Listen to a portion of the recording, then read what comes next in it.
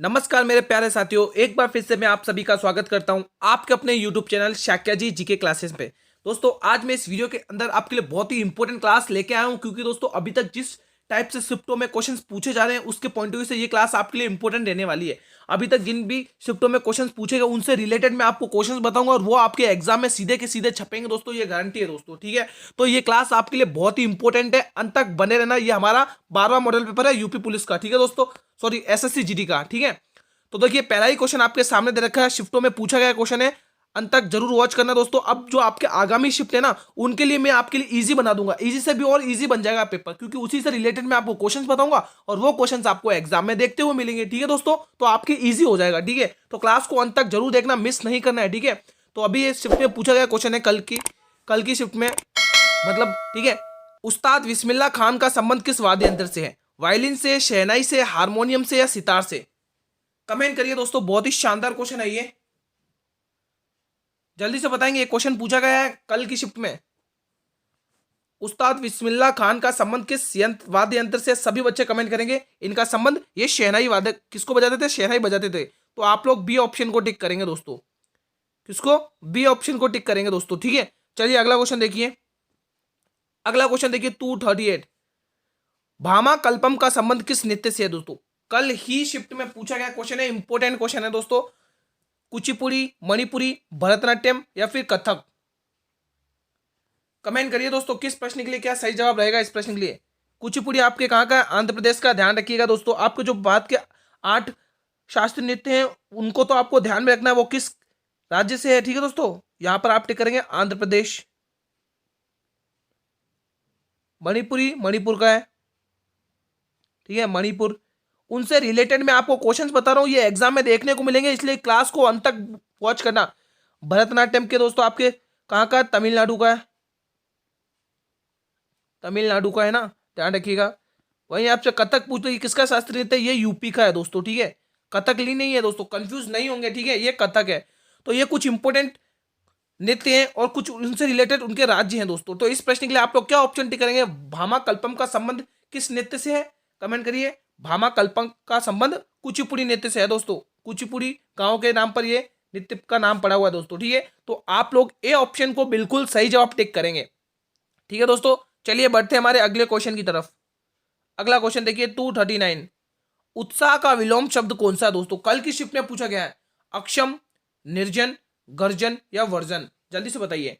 Class को पूरा अंत तक वॉच करना है दोस्तों। अभी तक जो भी शिफ्ट में क्वेश्चंस पूछे गए हैं मैं उनसे रिलेटेड आपको क्वेश्चंस बताऊंगा और वो एग्जाम में सीधे छपेंगे दोस्तों। ठीक है, इसलिए क्लास को पूरा अंत तक वॉच करना, आपकी आगामी शिफ्ट और इजी हो जाएंगे दोस्तों। ठीक है, वैसे क्वेश्चंस इजी पूछे जा रहे हैं, कोई टफ नहीं पूछा जा रहा है, तो इसलिए क्लास को अंत तक वॉच करना आपके लिए बहुत ही इंपॉर्टेंट क्लास है, किसी भी क्वेश्चन को मिस नहीं करना है। तो इस प्रश्न के लिए आप लोग अक्षम टिक करेंगे दोस्तों। उत्साह का विलोम क्या होगा? अक्षम। ठीक है, तो ए ऑप्शन बिल्कुल इस प्रश्न के लिए राइट ऑप्शन रहेगा दोस्तों। चलिए बढ़ते हैं अगले क्वेश्चन की तरफ। अगला क्वेश्चन देखिए दोस्तों, मोस्ट इंपोर्टेंट क्वेश्चन है, रंजीत गोल्ड ट्रॉफी का संबंध किस खेल से है? जल्दी बताइए दोस्तों सभी बच्चे। अगर दोस्तों रणजी ट्रॉफी आ जाए तो उसका संबंध क्रिकेट से, ध्यान रखिएगा दोस्तों। ठीक है, रणजी ट्रॉफी आ जाए तो उसका क्रिकेट से है। यहां पर लिख देता हूं मैं पहले, रणजी ट्रॉफी, रणजी ट्रॉफी। ठीक है, अगर रणजी ट्रॉफी अगर आपको पूछ ले, क्योंकि आपको गोल्ड ट्रॉफी तो पूछ लिए, तो रणजी ट्रॉफी ध्यान रखेंगे इसका संबंध किससे? क्रिकेट से है। किससे? क्रिकेट से, CRICKET। और क्रिकेट से क्या और क्या है इसे दोस्तों? जो आपके विल्स कप है ना, विल्स कप, वो भी क्रिकेट में ही दिया जाता है। विल्स कप यहाँ पे लिख लीजिए, विल्स कप, विल्स कप। यहाँ पर मैं लिख देता हूँ विल्स कप, ये भी क्रिकेट में ही है दोस्तों, ध्यान रखिएगा। ठीक है दोस्तों, तो ये कुछ इंपॉर्टेंट ट्रॉफीज हैं जो आपके एग्जाम में पूछने योग्य हैं। ठीक है, तो आप लोग इस प्रश्न के लिए क्या ऑप्शन टिक करेंगे? हॉकी, क्रिकेट, फुटबॉल या वॉलीबॉल? जल्दी से बताइए सभी स्टूडेंट्स। इन दोस्तों ये जो ट्रॉफीज के हैं ना, इनसे क्वेश्चंस बहुत पूछे जा रहे हैं कि ये किस ट्रॉफी का किस खेल से संबंधित है, उनके खिलाड़ियों के नाम, ऐसे बहुत पूछे जा रहे हैं। तो इस टॉपिक को एग्जाम से पहले एक बार जरूर देखते हुए जाना। तो इसके लिए आप लोग टिक करेंगे हॉकी है दोस्तों। रंजीत गोल्ड ट्रॉफी का संबंध किससे है? हॉकी से दोस्तों। आप लोगों के लिए ए ऑप्शन बिल्कुल सही जवाब जाएगा। चलिए अगला क्वेश्चन की तरफ बढ़ते हैं। हमारा अगला क्वेश्चन क्या है? हमारा अगला क्वेश्चन 241 देखिए, लोसार त्योहार दोस्तों। कल की शिफ्ट परसों जो 20 तारीख को पूछा गया था उसमें दोस्तों आपको तेलंगाना का एक त्योहार पूछा था, आज पूछा है लोसार का त्योहार किस राज्य में मनाया जाता है? कमेंट करिएगा। आंध्र प्रदेश, तमिलनाडु, अरुणाचल प्रदेश या उत्तर प्रदेश? बहुत ही शानदार क्वेश्चन है, कमेंट करिए क्या सही जवाब जाएगा इस प्रश्न के लिए, सभी बच्चे कमेंट सेक्शन में बताएंगे। कमेंट करिए दोस्तों, बस आप लोग ध्यान से देखते रहिए। और अगर आपको पीडीएफ चाहिए फ्री ऑफ कॉस्ट, बिल्कुल आपको मेरे टेलीग्राम चैनल पर पीडीएफ मिलेगी, और टेलीग्राम चैनल का लिंक वीडियो के डिस्क्रिप्शन में दिया हुआ है। आप लोग जल्दी से ज्वाइन हो जाइए और फ्री ऑफ कॉस्ट लीजिए और उनका रिवीजन करके वो जाइए एग्जाम में दोस्तों, ठीक है। इनसे रिलेटेड मैं आपको इतने क्वेश्चंस बताऊंगा कि आपके एग्जाम में हूबहू देखने को मिल जाएंगे आपको क्वेश्चंस, ठीक है। तो इसलिए हर एक बच्चे के लिए क्लास बहुत इंपॉर्टेंट है। जितना हो सके उतना इस क्लास को शेयर करिए अपने मित्रों के साथ दोस्तों, ठीक है।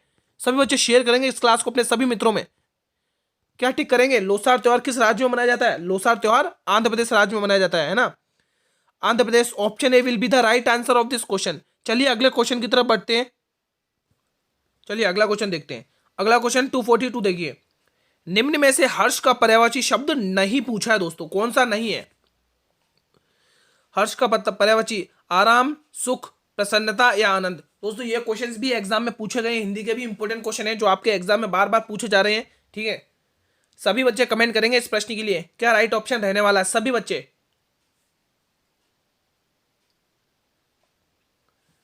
जल्दी से बताएं दोस्तों क्या सही जवाब रहेगा इस प्रश्न के लिए, सभी बच्चे कमेंट सेक्शन में कमेंट करेंगे। तो इस प्रश्न के लिए देखिए दोस्तों, हर्ष का मतलब होता है सुख होता है, प्रसन्नता होता है, आनंद होता है दोस्तों, ठीक है। और दोस्तों इसका आराम नहीं होता है, तो इसका पर्यायवाची कौन सा नहीं? A option. तो A option will be the right answer of this question, ठीक है। चलिए अगले क्वेश्चन की तरफ बढ़ते हैं। अगला क्वेश्चन 243 देखिए, अंकिता रैना। दोस्तों अंकिता रैना के बारे में पूछ लिया है, किस खेल से संबंधित है? हॉकी, टेनिस, क्रिकेट या फुटबॉल? कमेंट करिए दोस्तों, अंकिता रैना किस खेल से संबंधित है, सभी बच्चे बताएंगे जल्दी से। क्या राइट ऑप्शन होगा? इनका संबंध दोस्तों टेनिस से है दोस्तों। किससे है? अंकिता रैना का संबंध टेनिस से है दोस्तों। देखो और दोस्तों आपको और भी पूछ ले, जब अंकिता रैना पूछ ले तो इनके बारे में भी पूछेंगे। उनका नाम मैं बताता हूं, अन्नू रानी। अन्नू रानी का भी ध्यान रखेंगे यहाँ पर, अन्नू रानी। बस आप लोग ध्यान से सुनिए और देखिए जिस प्रकार से मैं लिख रहा हूं। अन्नू रानी दोस्तों, इनको दोस्तों भारत में भाला फेंके जाने वाली भारत की पहली महिला बनी है, जो दोस्तों इन्होंने स्वर्ण पदक अभी जीता है दोस्तों, हाल में है ना, इन्होंने स्वर्ण पदक जीता है। स्वर्ण पदक पूछ सकता है आपको एग्जाम में, स्वर्ण पदक जीता है, ठीक है दोस्तों, ठीक है। अन्नू रानी के बारे में ध्यान रखेंगे, भारत की पहली महिला बनी है जिन्होंने भाला फेंकने में, भारत की पहली महिला बनी है जिन्होंने अभी हाल में स्वर्ण पदक जीता दोस्तों, ठीक है।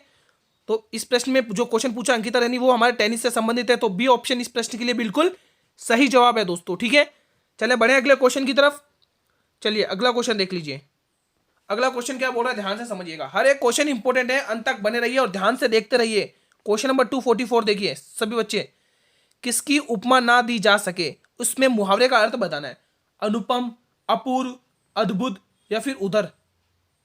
सभी बच्चे बताएंगे कमेंट सेक्शन में इस प्रश्न के लिए क्या राइट ऑप्शन रहेगा, जल्दी से बताइए दोस्तों क्या राइट ऑप्शन होने वाला है इस प्रश्न के लिए, किसकी उपमा नहीं दी जा सकती है?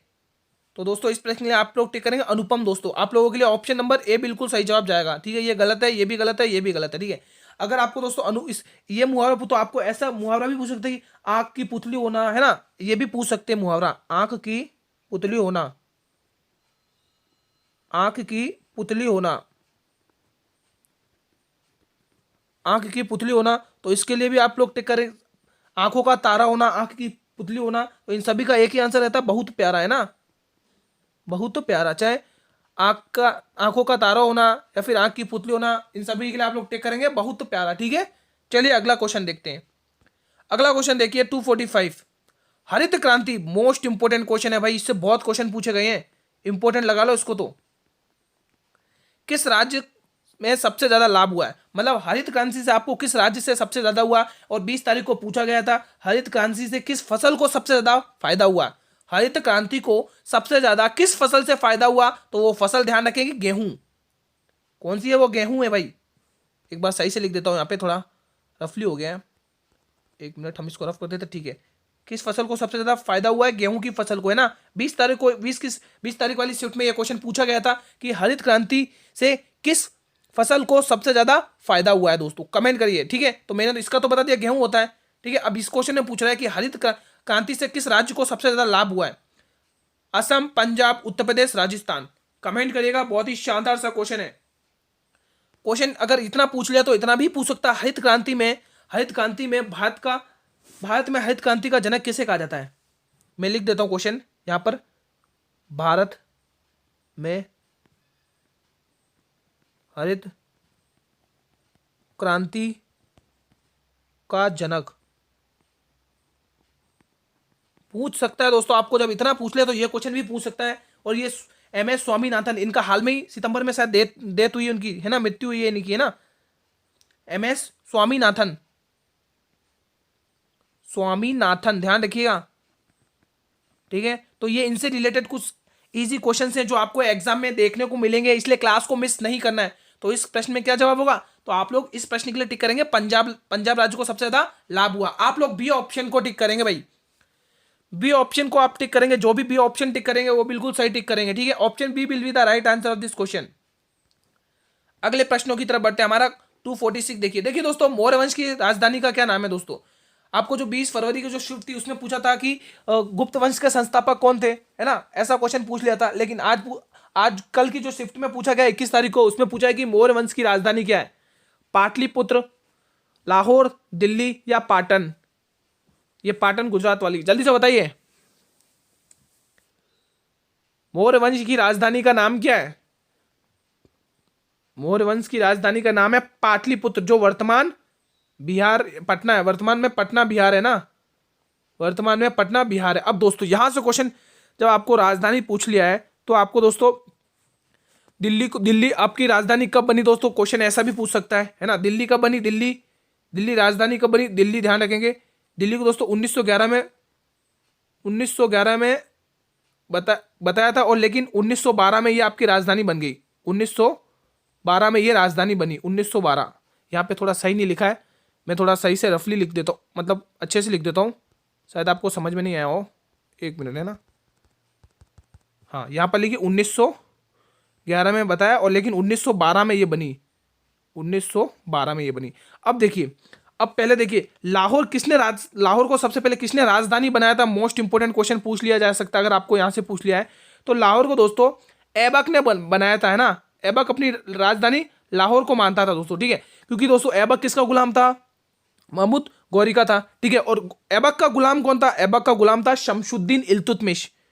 इल्तुतमिश ने दिल्ली को अपनी राजधानी बनाई। सबसे वह पहला शासक कौन है जिसने दिल्ली को सबसे पहले राजधानी बनाई? तो आप ध्यान रखेंगे, इल्तुतमिश, शमशुद्दीन इल्तुतमिश, है ना, वही जो रजिया सुल्तान का पिता, इल्तुतमिश, ठीक है दोस्तों, ध्यान रखिएगा, इल्तुतमिश दोस्तों, ध्यान रखिएगा, ठीक है। तो ऑप्शन आप लोग इसमें टिक करेंगे जो क्वेश्चन में पूछा पाटलिपुत्र। और इससे संबंधित अगर आपको कुछ क्वेश्चन पूछा तो इन्हीं में से पूछ सकता है ना दोस्तों। चलिए बढ़े अब अगले प्रश्न की तरफ, बिना देरी करें चलिए अगला क्वेश्चन देख लेते हैं दोस्तों। आप ये वीडियो को पूरा अंत तक वॉच करना है दोस्तों, इनसे रिलेटेड क्वेश्चंस आपको एग्जाम में देखने को मिलेंगे, इसलिए मैं आपको बोल रहा हूं ये वीडियो पूरा अंत तक वॉच करना है, किसी भी क्वेश्चन को मिस नहीं करना है। हर एक क्वेश्चन आपके लिए इंपॉर्टेंट है। जैसे ये एक इंपॉर्टेंट क्वेश्चन आपके सामने दिख रहा है, सरोजनी नायडू ने कांग्रेस के किस अधिवेशन की अध्यक्षता की थी? कल की शिफ्ट में ये बहुत बार पूछा गया क्वेश्चन है, बहुत इंपॉर्टेंट क्वेश्चन है, ध्यान रखिएगा। IMP लगा लीजिए दोस्तों, इंपॉर्टेंट क्वेश्चन है, इस पे भी IMP लगा ले दोस्तों, बहुत बार पूछा जाता है ये क्वेश्चन भी, ठीक है। तो देखिए क्वेश्चन क्या बोल रहा है, क्वेश्चन बोल रहा है कि 1925 में, सरोजनी नायडू ने कांग्रेस की किस अधिवेशन में अध्यक्षता ली? तो 1925 में, 1930 में, 1920 में, 1935 में। कमेंट करके बताइए भाई क्या राइट ऑप्शन रहने वाला है इस प्रश्न के लिए। बहुत ही शानदार क्वेश्चन है दोस्तों।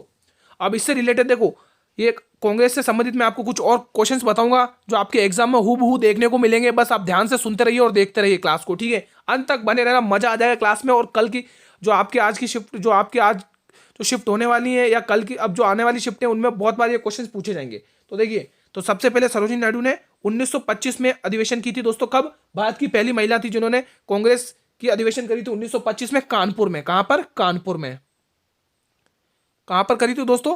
कानपुर में, ठीक है। अब 1911 में किसने इस अधिवेशन में 1911 की बात कर लें, अगर हम 1911 में बात कर लें, 1911 में, तो दोस्तों 1911 में आप ध्यान रखेंगे जनगण मन अगर गाया गया था। अगर आपको पूछ ले 1911 में, ठीक है, तो आप ध्यान रखेंगे जनगण मन गाया था, है ना, जनगण मन गाया गया था दोस्तों, ठीक है। ये ध्यान रखेंगे कहां पर? कलकत्ता में। कहां पर? कलकत्ता में।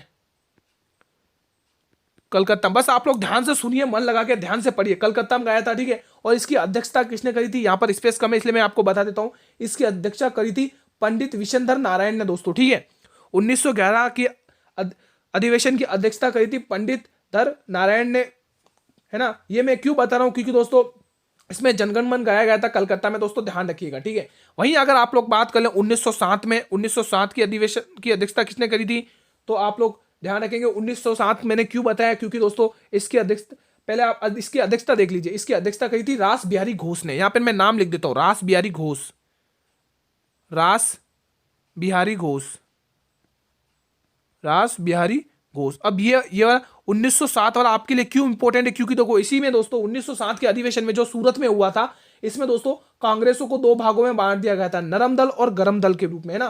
ध्यान रखिएगा, कांग्रेस को दो भागों में बांट दिया गया था, नरम दल और गरम दल के रूप में दोस्तों। इसलिए ये अधिवेशन 1911 और 1907 मोस्ट इंपोर्टेंट है दोस्तों। ये देखो मैंने आईएमपी लिख रखा है, इंपोर्टेंट है, ध्यान रखिएगा, ठीक है। जिनको स्क्रीनशॉट लेना वो स्क्रीनशॉट ले लें, जिनको पीडीएफ चाहिए बिल्कुल फ्री ऑफ कॉस्ट वो टेलीग्राम चैनल से जुड़े, टेलीग्राम चैनल का लिंक वीडियो के डिस्क्रिप्शन में दिया हुआ है दोस्तों। क्लास अच्छी लग रही हो तो एक बार क्लास को कर देंगे सभी बच्चे लाइक, और जितना हो सके उतना इस इंपोर्टेंट मॉडल पेपर को अपने सभी मित्रों के साथ शेयर करिए दोस्तों, ठीक है। चलिए अगले क्वेश्चन की तरफ बढ़ते हैं। हर एक क्वेश्चन इंपोर्टेंट है, ध्यान से सुनिएगा, अंत तक करिएगा, मजा आ जाएगा आपको। भारत में गरीबी दर कितनी है दोस्तों, कल की शिफ्ट में पूछा गया क्वेश्चन है। 20%, 35%, 15%, 10%। बहुत ही शानदार क्वेश्चन है, कमेंट करिएगा दोस्तों, ठीक है। इनसे रिलेटेड दोस्तों जो भी आपके शिफ्टों में क्वेश्चंस पूछे जा रहे हैं उनसे संबंधित मैं आपको क्वेश्चंस बता रहा हूं, आपके आगामी शिफ्टों को मैं और भी सरल बना रहा हूं दोस्तों। बस आप लोग कंटिन्यू वॉच करते रहिए, हर एक क्वेश्चन को ध्यान से पढ़ते रहिए, ठीक है। तो इस प्रश्न के लिए आप लोग क्या टिक करेंगे, हाँ, भारत में गरीबी दर कितनी है, तो भारत में गरीबी दर है दोस्तों 15%। ऑप्शन सी बिल्कुल सही लॉक करेंगे। किस किसने ऑप्शन सी को लॉक किया भाई, ऑप्शन सी आपके लिए बिल्कुल सही जवाब जाएगा, बिल्कुल सही है ऑप्शन सी। चलिए अगले क्वेश्चन की तरफ बढ़ते हैं। अगला क्वेश्चन देखिए 249, राज्यसभा की अधिकतम सीटें कितनी होती हैं, कितनी है राज्यसभा की अधिकतम सीटों की संख्या कितनी है, यहाँ पे संख्या लिखना भूल गए, ठीक है। तो राज्यसभा की अधिकतम सीटों की संख्या कितनी है, 250, 245, 240 और 230। कमेंट करिए। अगर राज्यसभा की अगर आपको वर्तमान सीटें पूछ ले तो आप लोग ध्यान रखेंगे वर्तमान में कितनी है, यहां पर लिख देता हूं मैं,